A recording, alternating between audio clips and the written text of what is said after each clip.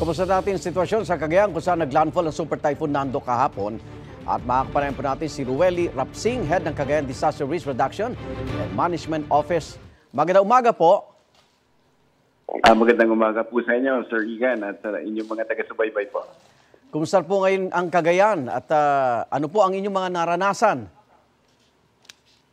Yes po, malakas na hangin at malakas na ulan na nasan po natin kahapon, Sir Igan. At may mga lugar ho bang binaha, Sir Ruel? Wala naman po. Although swelling po yung Cagayan River natin, pero wala pong flooded major roads and bridges po. Mga ilan po ang mga kababayan nating inilikas at ngayon ba'y ongoing pa ang inyong rescue operations? Wala na pong rescue operation, sir. Although umabot tayo ng evacuation na almost 3,000 po. Oo. At nananatili pa rin po sila sa evacuation center? Yes po, i-assess po muna natin yung lalong-lalo na sa mountainous area na in-evacuate po natin. Opo. Mr. Rapsing, ngayon po, kamusta ang lagay ng panahon dyan sa Cagayan?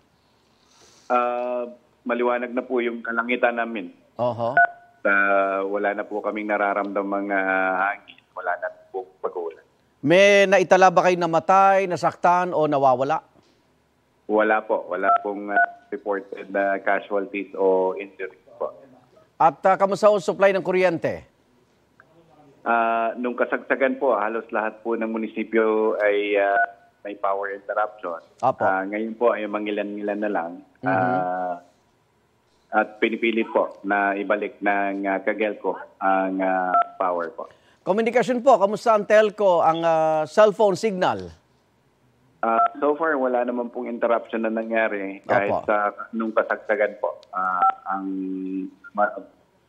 Sitwasyon po sa evacuation center, sa patuba supply ng tubig, pagkain, gamot ng ating mga kababayan? Yes po. Yan po ang pinagbili ng ating gobernador. Ibigay lahat po ng pangangailangan ng ating mga kababayan po.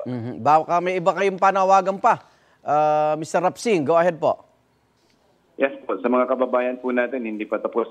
Bagamat nakalabas na for Typhoon Nando, dahil catch basin tayo ng Region 2 at ng buong Cordillera at Apayao, sinasalo natin lahat ng mga tubig na ipinagsak for Typhoon Nando at papalaki pa ang Cagayan River po. Maraming salamat, Rueli Rapsing, Head ng Cagayan PDRRMO. Ingat po kayo. Maraming salamat po sa inyo at sa inyong mga taga-subaybay po.